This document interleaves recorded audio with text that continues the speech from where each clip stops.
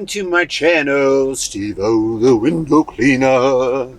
It is July 1st. Boy, oh boy. I feel like this year is just flying by. Flying by. Anyways, what I wanted to talk about today is 5 reasons to fire customers. Or maybe this person, you just decide that you're not going to do any work for them right from the beginning, okay? So, let's just get right to it. Number 1, never paying their bill. Now, it's not about just never paying their bill, but it's about you're having to chase them down or email them all the time to get them to pay their bill. We have a customer that we just fired recently after kind of the whole Corona thing, because it just seemed like a good time to leave them, because we've had troubles with them for 5 years on where we clean their account every single week.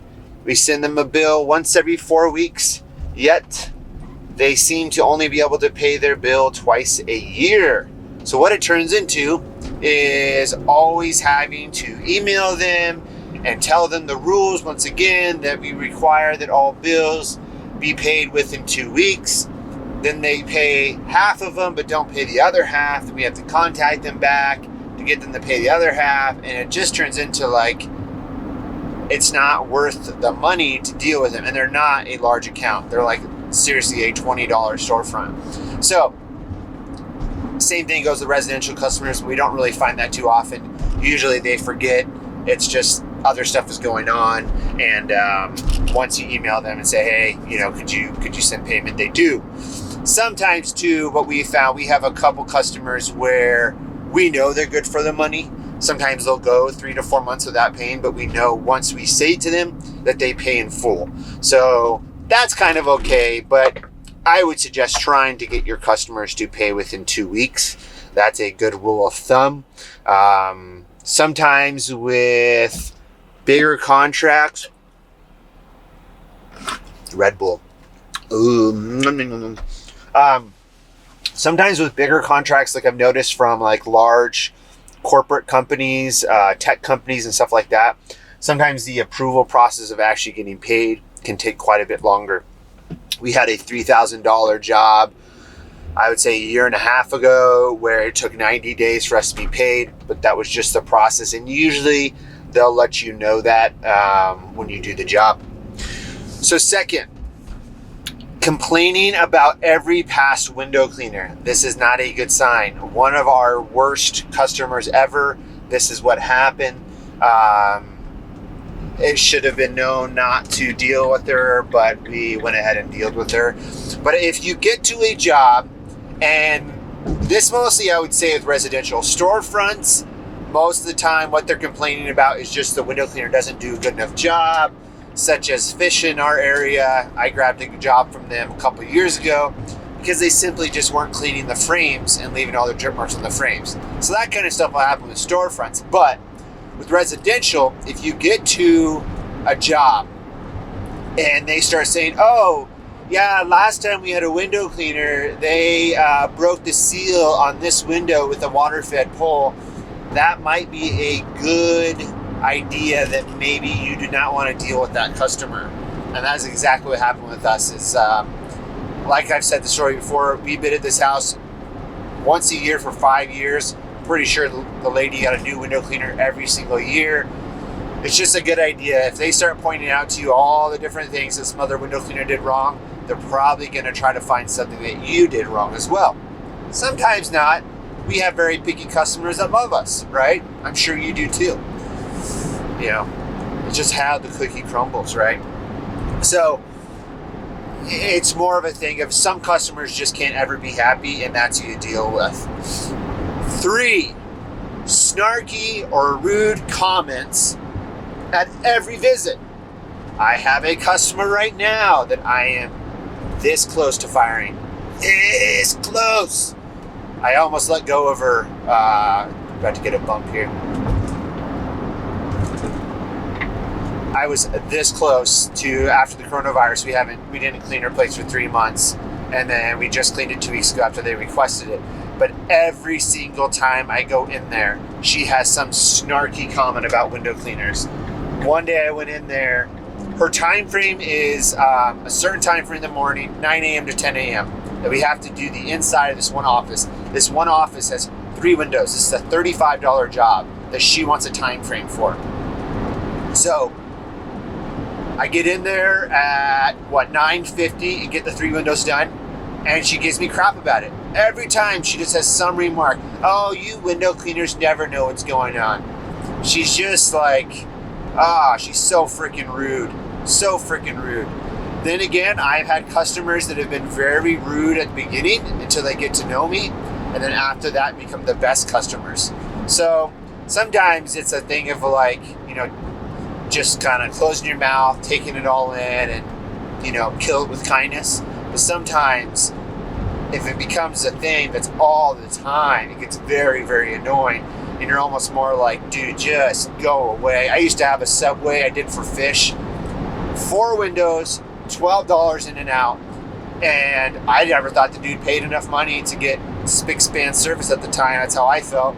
So I would just clean him and go, and he would get mad at me every time. I was like, dude, you don't pay enough to have every single thing removed. So he fired us. But that's what happens. But he had a rude comment every time. He's like, I pay my own employees $12 an hour or $9 an hour. If I'm paying you $12, you should be be here for over an hour. I said, what? Dude, no. I said, more, it's like, at the time, how I felt, it was like $1 a minute. So I was like, max, I'll be here for 12 minutes, dude, then I'm leaving. We lost that job. But if you're finding that a customer is just rude or snarky to you all the time, you don't owe them anything. Like some of us get afraid that they're going to write bad reviews. Most won't. As long as you just tell them, hey, this just isn't working out. We're not going to service your windows anymore. Boom. Gone. Done. Number 4. Doesn't want to pay a lot of money, but wants the white glove treatment. This happens every once in a while, and it's mostly your most dirty customers that expect everything to be perfect. Went to a guy's house, first time we were cleaning this house, and the guy wanted me to take out all the windows in the tracks, take the actual plastic track out and clean. I don't do that. I said, no way. He didn't want to pay enough for it. This was a house that I would charge regularly $450 for just the glass and screens, and he was trying to tell me his old window cleaner did glass, screens, deep clean tracks for $350, and I just said, nope, not going to do that. I'll vacuum the track out as is and brush it out and get them pretty clean, but no way am I going to do all that for that price. Stand your ground. Learn how to stand your ground with customers. They'll respect you. They will really respect you. But that goes the same with like restaurants and stuff. They always want the cheapest price, but they don't want to pay enough. I remember bidding at Panda Express a couple of years ago, and I almost got it. And the lady said, I really want you to clean the windows. I said, okay, well, here's my price. She goes, oh, you're double of my guy right now. I said, yeah, it's $2 a window. What is your guy doing it for? $1. Yeah, I'm never going to do that. So she goes, well, all it is to me is the cheapest price, but I want a really good job done. That doesn't work. It's like wanting to get a really good tattoo, but not pay a high price. If you want a really good tattoo, you're going to have to pay a high price. Those two just don't go together, So if you're finding that a customer is always pinpricking you about, oh, you're not doing this, and that. Oh, well, if you want me to do this, and that, then you're going to be charged this, and that. Like window cleaning, like I've always said, is a freaking luxury. It's a, it's not an expensive service, but if you think about it, you could say it is. But it's not something that everybody can do. So, as far as pay for it, like I would never pay for someone to clean my windows, but my parents would. You know what I'm saying? So it's a luxury to have your windows clean. But I'll end with this in saying all this about, customers that can be difficult to deal with. It is good to get used to difficult customers. We have many difficult customers that are actually great customers, that if we messed up, they would be extremely difficult.